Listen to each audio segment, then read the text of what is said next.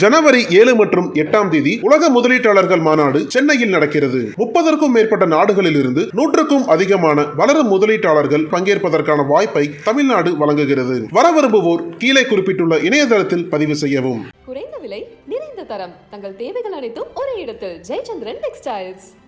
எல்லாருக்கும் வணக்கம். இதில் இந்த நிகழ்ச்சியில் எதுக்காக எனக்கு கூப்பிட்டாங்கன்னு தெரியல. நான் 3 பிறவியை எடுத்துக்கிறதா நினைக்கிறேன். ஒரு பிறவி ஓவியனாக வாழ்ந்தது 24 வயசோடு அது முடிஞ்சு போச்சு. அப்புறம் நடிகனாக 40 வருஷம் வாழ்ந்து அந்த வாழ்க்கை முடிஞ்சு போச்சு. இப்போ 2005 ஜனவரி மாதம் 19 இனிமேல் நான் உயிரோடு இருக்க வரைக்கும் மேக்கப் போட மாட்டேன் அப்படின்னு முடிவு பண்ணி 2006 இது வரைக்கும் நான் பேசின மேடை உரைகள் கிட்டத்தட்ட விஜய் டிவியில் 22 உரைகள் டெலிகாஸ்ட் ஆகிடுச்சு. அதில் மாஸ்டர் பீஸ் உரைகள் இன்றைக்கும் ராஜா சார் பார்த்துருக்காரு. ராமாயணம், மகாபாரதம், திருக்குறள் நான் பார்க்கல, அதை விட மாட்டேன், எப்படி ஒரு நாளைக்கு கூட்டிகிட்டு போயிடுவேன். ஸோ இந்த ஓவியனாக வாழ்ந்து முடித்தாச்சு. இப்போ என்னுடைய ஓவியங்கள் இதை பற்றி வரைய முடியும்னா என்ன வரைய முடியாது. இவங்களை பார்க்கும்போது எனக்கு அளவில்லா சந்தோஷம். என்னென்னா முதலாளி சொன்ன மாதிரி இத்து போன பேப்பர் பிரேமுன்னு காட்டுனா அந்த பேப்பர் பொடியாயிடும். அதெல்லாம் சேவ் பண்ணி வச்சு அப்பாவுக்கு மரியாதை பண்ணதுக்கு உண்மையிலேயே ஒரு ஆன்மா மேலேருந்து பார்த்து சந்தோஷப்படும். அதில் எந்த ஓவியமோ கோகுல் சாருக்கோ சிற்பிக்கோ மற்ற அந்த சீனியர் ஓவியர்கள் யாருக்குமே எஸ் ராஜம் உள்பட எல்லாருக்குமே வாரிசுகள் பெரிய ஓவியராக வந்த மாதிரி என் சித்தரிக்கை தெரியல. அதில் அப்பாவுக்கு ஒரு வாரிசு புறமணி பாருங்கள். ஒரு மனுஷன் 44 வருஷம் வாழ்ந்துக்கான். எவ்வளோ கொடுமையாக நினச்சிப்பான். முடி நரைக்கலையா, முடி நரைக்கிறதுக்குள்ளே 44 வயசில் ஒரு மனுஷன் வாழ்க்கையை முடிச்சுக்கலாம். அது 28 வருஷம் ஓவியனாகவே வாழ்ந்துருக்கான். உடம்புல என்ன வியாதினே தெரியாமல் அந்த மனுஷன் போயிட்டான். ஆனால் போகும்போது என்ன பண்ணிட்டான்னா அந்த ஆன்மாவையும் திறமையும் அப்படியே ஸ்வீகாரமாக தன்னுடைய மகனை கொடுத்து அந்த பையன் 54 வருஷமாக அப்பா போட்ட மாதிரியும் போடுறாரு. அப்பாவோட டெக்னாலஜிக்கெல்லாம் நிறையாவும் போடுறாரு. அப்பா கல்கியில் மட்டும் ஒர்க் பண்ணார். கல்கிலி 1941 கல்கி ஆரம்பிக்கப்படுது. 1944 கல்கியோட எல்சா டங்கனோடைய இவங்க அம்மாலாம் போய் அஜந்தா ஓவியம் வரைகிறாங்க. அந்த அஜந்தா பாணி ஓவியங்கள் தான் இப்போ என்னுடைய பாணி ஓவியம். நான் சொன்ன மாதிரி தோட்டா தன்னுடைய சொன்ன மாதிரி இந்த ஓவியங்கள் வேறு. இந்த ஓவியங்கள் எல்லாம் அஜந்தா ஓவியங்கள் எல்லா சிற்பங்களில் அந்த சிற்பங்கள் எழுந்து மனுஷ வடிவத்தில் எப்படி இருக்குமோ அந்த மாதிரி வடிவத்தில் வரைஞ்சிருக்காங்க. இது ஹியூமன் அனாட்டமி ஒரிஜினல் படமாக நீங்கள் கே மாதவன் படம், நடராஜன் படம் பாருங்கள். அதுதான் ஒரிஜினல் முகம். எங்கள் முகம் அப்படியே இருக்கிறதில்ல, அது வேறு பேட்டர்ன். புரியுது உங்களுக்கு? இவர் என்ன பண்ணிட்டாருன்னா அப்படியே இன்ஹெரிட் பண்ணிட்டார். அஜந்தா எல்லோரா அந்த ஓவியங்கள் சிற்பங்கள் மனித வடிவெடுத்து அப்படி இருக்குமா அப்படி ஒரு ஃபார்மேஷன் எடுத்துக்கிட்டு அதுலேயே மாஸ்டர் ஆகிட்டார். அதுலேயே அத்தனை சப்ஜெக்ட் வரைஞ்சிருக்காரு. அவர் இதுக்குள்ளே வரல. இப்போ மாதவன் என்எஸ் கிருஷ்ணன் படத்தை வரைஞ்சிருக்காரு. போர்ட்ரேட்டு நடிகர் சங்கத்தில் வச்சுருந்தாங்க. அப்படியே உயிரோட பார்க்குற மாதிரி இருக்கு. அதுக்குள்ளே அவர் வரல. அவர் வேற ஒரு பேட்டர்ன் இருக்கார். அவர் பண்ண பெரிய விஷயம் தான் பாதியில் போகிறோமேன்னு அந்த திறமையை பூரா தன்னுடைய வாரிசு கொடுத்து, இந்த பையன் என்ன பண்ணுறான், நான் இருக்கும்போதே கொடுத்துட்றேன், போனதுக்கு கொடுக்க வேண்டாம், தான் உயிரோடு இருக்கும்போதே தாரணி சுபாஷினி ஓவியராக்கி எவ்வளோ பெரிய குடும்பம் நினச்சி பாருங்க.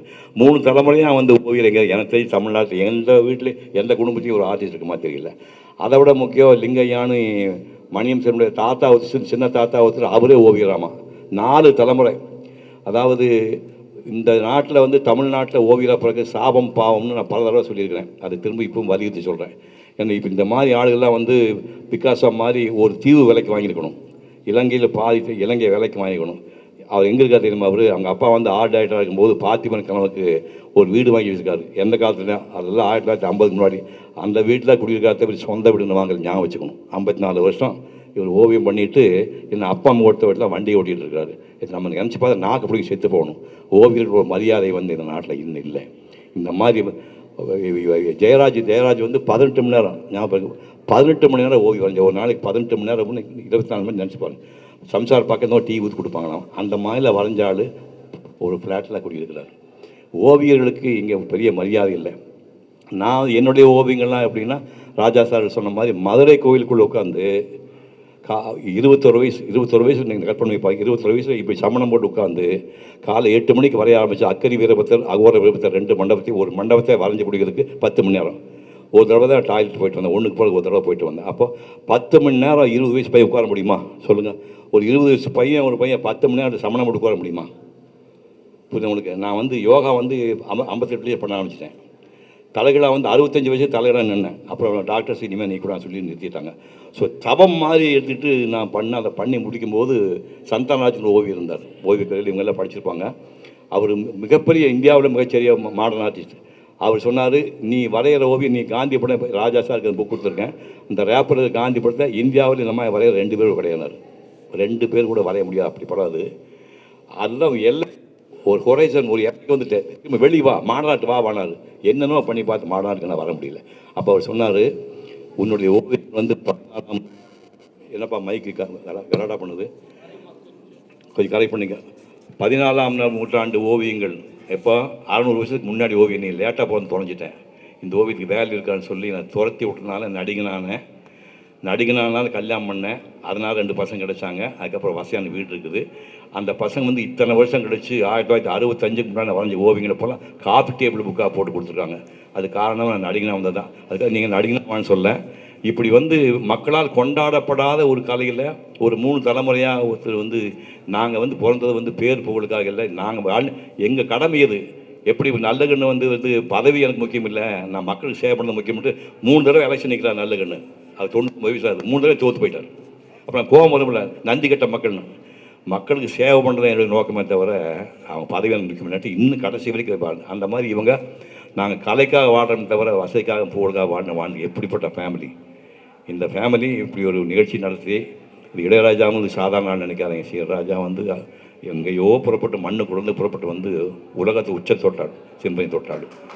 இன்னொரு மனுஷன் இளையராஜா மேலே இந்த மண்ணில் பிறக்கிறதுக்கு வாய்ப்பு கிடையாது. அவர் வந்து இந்த நிகழ்ச்சிக்கு வந்து இதை விட அவர் ஹானர் பண்ணுறதுக்கு ஒன்றுமே இல்லை. அளவில்லா சந்தோஷத்தை கொடுப்பன் சார்பிலே ராஜா அவருக்கு நன்றி தெரிவித்து உரையை முடிக்கிறேன். நன்றி, வணக்கம்.